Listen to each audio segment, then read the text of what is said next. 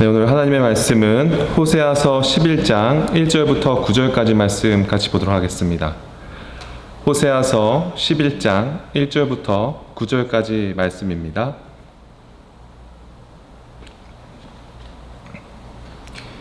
이스라엘이 어렸을 때 내가 사랑하여 내 아들을 애굽에서 불러냈거늘 선지자들이 그들을 부를수록 그들은 점점 멀리하고 바알들에게 제사하며 아로새긴 우상 앞에 분향하였느니라.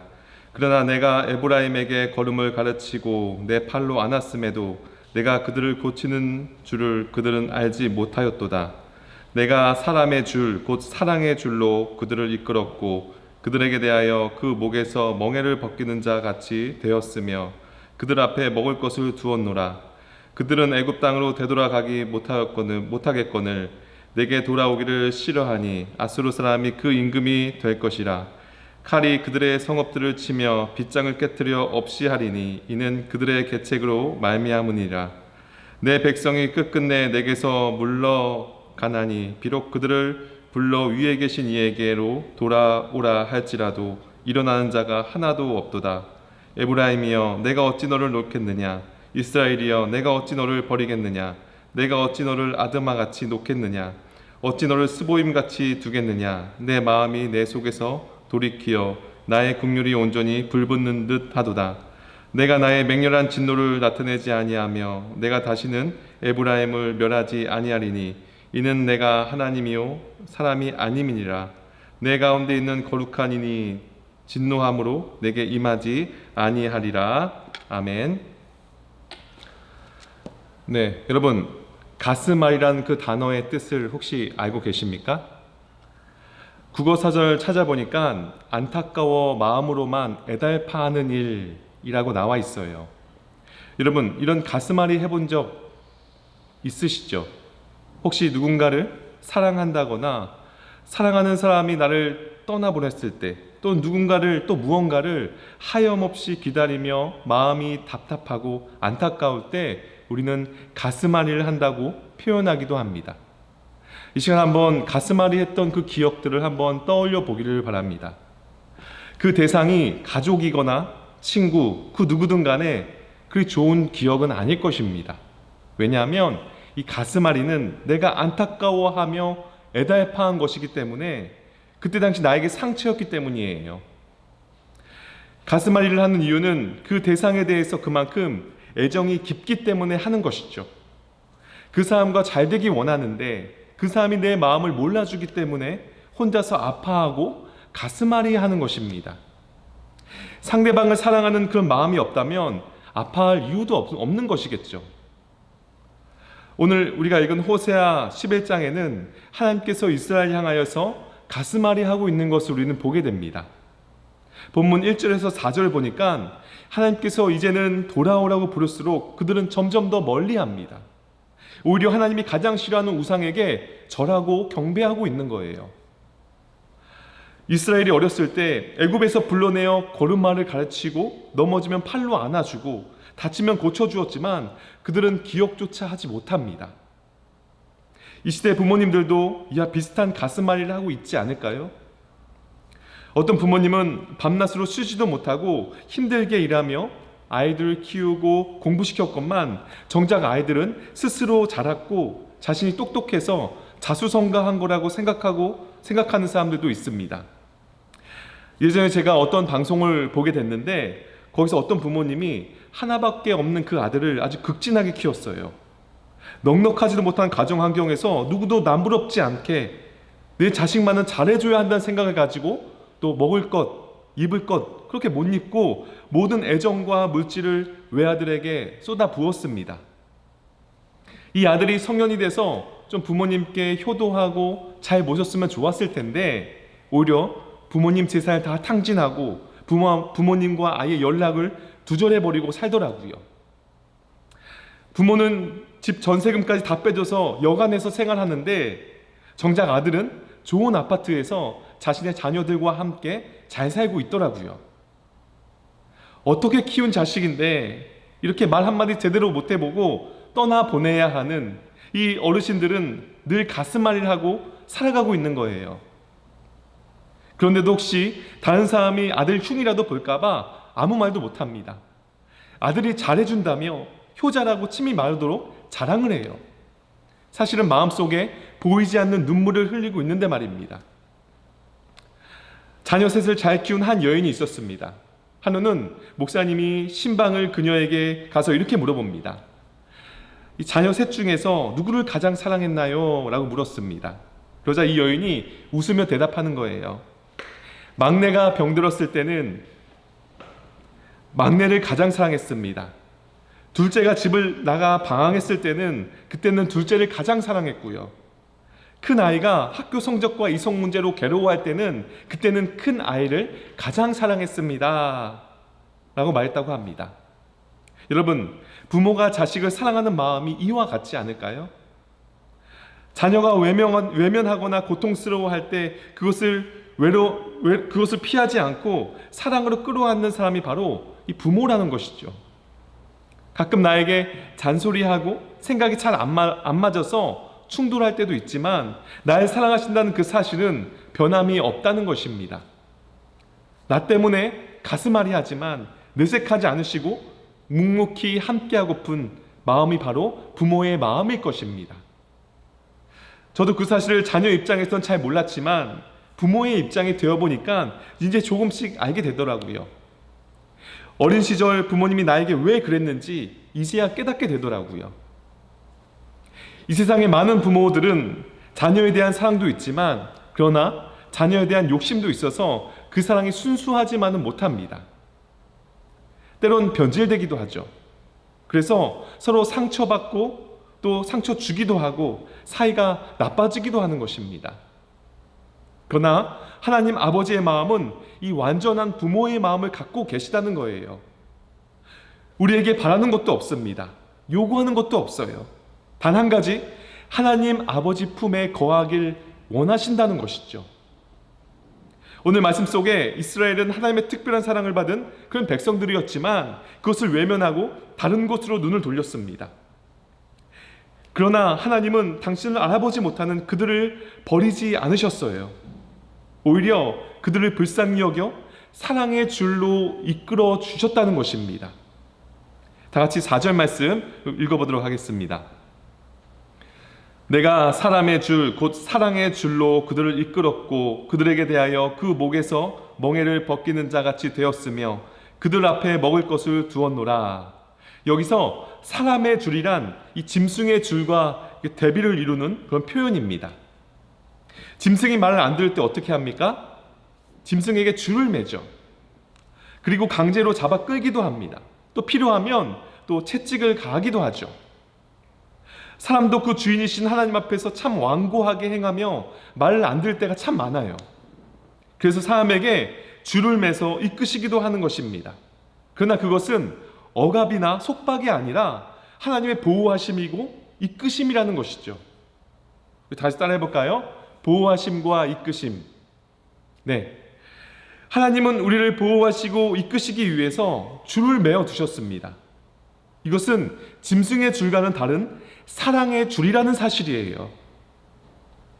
하나님의 선택된 백성들이 온전히 하나님의 길로 갈 수 있도록 보호하시고 인도하시기 위한 그 사랑의 줄이라는 것입니다. 우리가 이 줄에 매여 있지 않으면 우리는 방종하게 되는 것이죠. 자기 마음에 좋을 대로 세상을 즐기고 편한 대로 살게 되어서 그 결과 결국 타락하게 되어 있다는 것입니다. 그것이 인간 본성의 마음이라는 거예요. 하나님은 우리에게 매는 줄이 바로 사랑의 줄이라고 말씀하고 계십니다. 이는 하나님께서 당신의 백성을 이끄실 때 사용하는 줄은 짐승을 이끌 때 사용하는 줄과는 차원이 다른 바로 이 사랑의 줄이라는 것을 반복적으로 말씀하고 계시는 것이죠. 이 유대인 어머니들은 어린아이가 기어다니기 시작하면 고무줄과 같은 것으로 어머니와 아이를 이렇게 메어 두었습니다. 그리고 아이가 자기 눈에서 벗어나지 않는 한 그대로 놔두었다가 아이가 자신의 시야에서 멀리 벗어나려고 하면 그 줄을 당겨서 그 아이가 그 어머니의 곁으로 돌아오게 했다는 것이죠. 이로써 아이는 잘못된 길로 가거나 다치는 것을 방지할 수가 있었습니다. 하나님은 애굽에서 인도한 이스라엘 백성들에게 눈에 보이지 않는 사랑의 줄로 이어 놓으셨어요.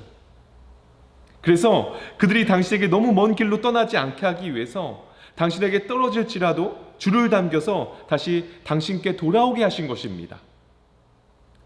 우리를 죄에서 구원하신 하나님은 과거의 이스라엘 백성들을 사랑의 줄로 하나님과 묶어 그들을 이끄신 것처럼 우리를 역시 사랑의 줄로 하나님과 묶인 바 되어서 그것을 우리를 이끄신다는 겁니다. 여러분, 우리는 하나님께 매인 바 되었다는 사실을 잊지 마시기를 바랍니다. 어머니가 잡아당기는 줄에 이끌리는 아이는 자기 마음대로 하지 못합니다. 또 어머니가 줄을 살살 당겼다 할지라도 그 나름대로의 고통을 느끼는 것이죠. 마찬가지로 이 줄은 때론 우리를 억압하는 것처럼 보이기도 하고 우리를 고통스럽게도 합니다. 왜냐하면 다른 세상 친구들은 다 즐기고 당연하게 생각하는 것들을 우리가 못할 때도 있고 때론 크리스찬인 이유만으로 눈치 보일 때가 있습니다. 그래서 교회 다닌다는 말을 꺼려할 때도 있다는 것이죠. 세상 친구들은 아무렇지도 않게 죄를 짓는데 나는 왠지 죄책감이 밀려오고 심한 갈등을 겪기도 합니다. 어떻게 보면 예수를 믿고 교회 다니는 것이 자유롭지 못하고 속박되어 있다고 생각할 수도 있다는 것이죠. 그러나 그 가운데 진정한 참 자유가 있고 안식과 기쁨이 있다는 것을 깨달으시길 바랍니다. 우리를 묶으신 그 하나님의 줄은 우리에게 고통을 느끼게 할 수도 있습니다.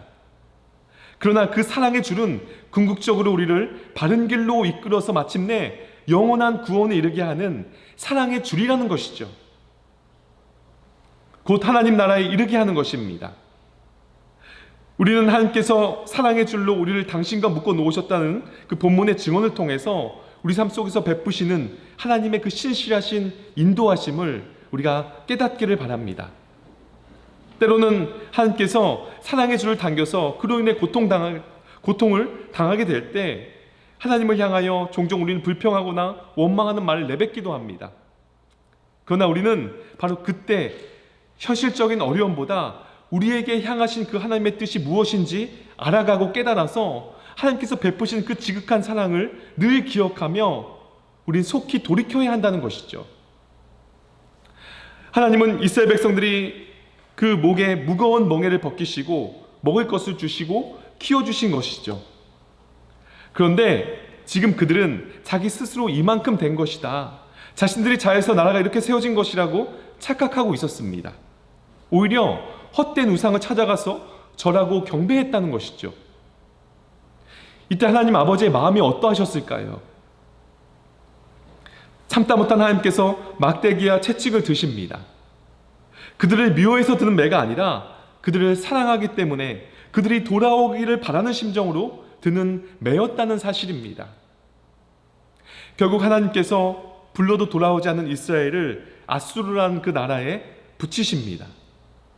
이 아수르라는 그 채찍을 통하여서 이스라엘을 치신 거예요. 이제 모든 것이 끝난 것처럼 보이고 아무 소망이 없어 보입니다. 이스라엘은 멸망당한 것처럼 보입니다. 그러나 하나님의 사랑의 줄은 결코 끊어지지 않았다는 사실이에요. 부모가 자식을 혼낼지라도 그 연이 계속되는 것처럼 이스라엘을 향한 하나님의 사랑은 끊어지지 않았다는 사실입니다.